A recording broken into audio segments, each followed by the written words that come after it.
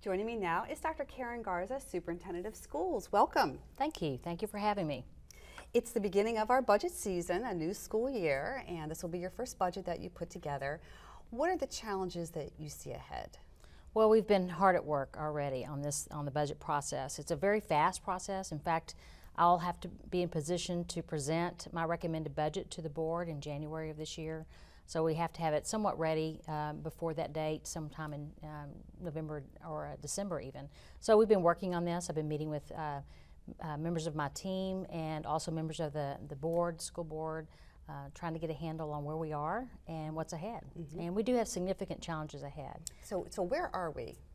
We are, as it relates to preparing for our fiscal year 15 and creating a balanced budget, we'll be short $140 million, which is a significant amount of money.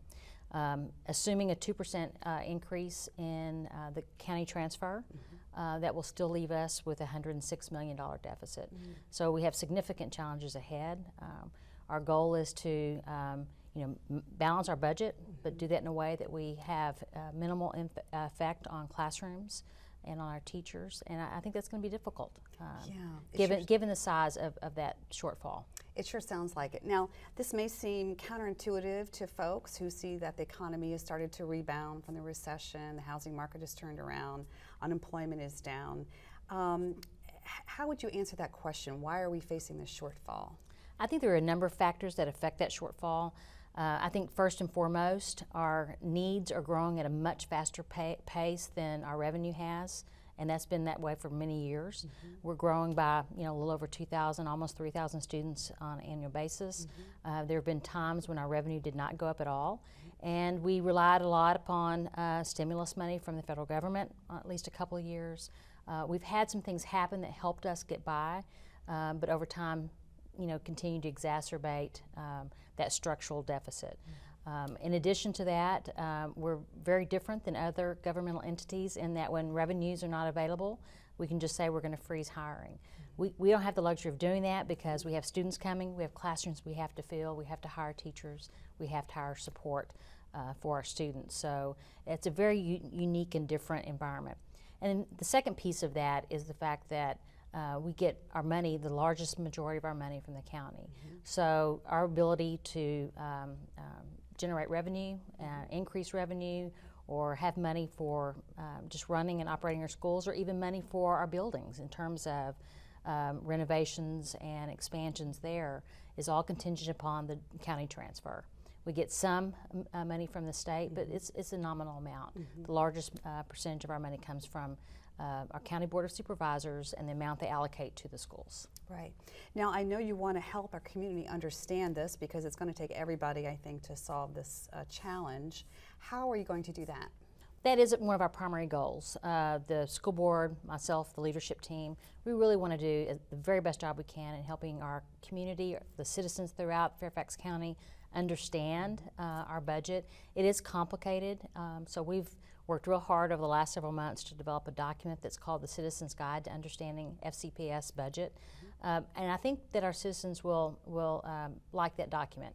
Although it doesn't answer all of the questions, but it's a good high-level overview of where our revenue comes from, where we spend it, looking at staffing, how many teachers we have throughout the system, how many administrators we have, where we're spending those dollars, and then also illustrates the challenges that we have ahead. So I would encourage everyone throughout our county to go on our website and look for that document. We'll also be out throughout the community at a variety of different sessions and forums so that we have an opportunity to visit with our community about our budget challenges, because it's important for our community to be well informed about these challenges that we have ahead. Absolutely. So they can be part of the solution. Absolutely. And we will have a survey for our community and our employees to take and complete and share their ideas with us. How else can the community weigh in? Well, I think through the forums, participating in the forums that we're going to have all throughout this community. I think at the school level, we're going to engage our principals and our teachers in these discussions, but we'll have opportunities on our website for citizens to complete forms, giving us their suggestions, their advice about what we need to make sure that we protect and keep throughout the system, those programs or services that they value significantly, and maybe what we could do without, or maybe there's operations or systems or structures that we need to do the work a little differently. And so we're very interested in those ideas as we move forward. We don't believe that we're in a position right now for people to be fearful of losing their jobs or fearful of any kind of programs being cut. We're too early in the process. And so I would caution our community not to overreact. We believe that there are solutions. We know that the County Board of Supervisors want to work with us on these issues. So we say just stay tuned. Give us your ideas. We'll be very thoughtful. We'll certainly engage the community as we look at more definitive solutions. Now, we have made cuts in the past. We faced a fiscal crisis just a few years ago. Tell us some of the major areas where we've reduced our costs. I've been very pleased with what I've seen with how the school system has reduced cost over time. In fact, since 2009, the system has reduced by about $475 million in operating cost. And I think that's very good. Our employees have suffered, unfortunately, some of the brunt of that, creating conditions where our salaries now are not as competitive as they used to be. We're kind of middle of the pack as it relates to surrounding jurisdictions, those other jurisdictions we're having to compete with for high quality employees. So that's certainly a concern for us. We know that we've had at least 2 salary freezes in recent past, and our employees have experienced for the last 4 or 5 years, no step increases at all. So over time, that's really affected our compensation structure and how competitive we are. So there have been a lot of things done. We've changed contract length for some employees, reducing the number of days that they work. So there have been a lot of things done throughout the system to reduce cost. So that's the good news. The bad news is a lot of those things, the low-hanging fruit, the things that really would create cost savings throughout our system have already been done. So we're going to have to really be thoughtful, be innovative, and think differently about our work in order to come up with revenue to deal with this shortfall. Right.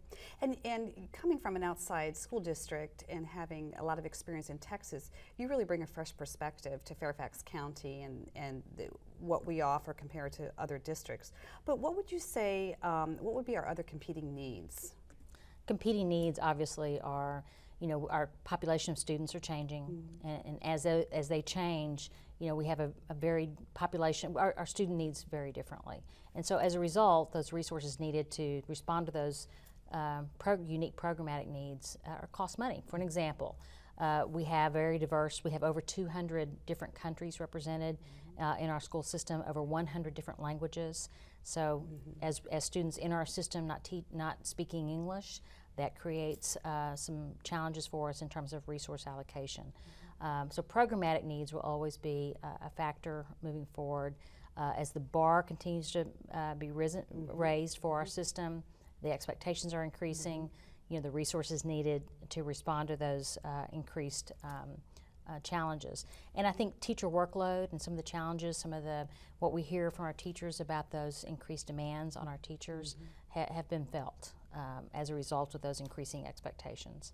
And I think salaries. I know it's certainly a priority of our school board and of our leadership team that we've got to be more competitive with our salaries so that we can keep high quality employees all throughout our system and keep our best teachers in our classrooms.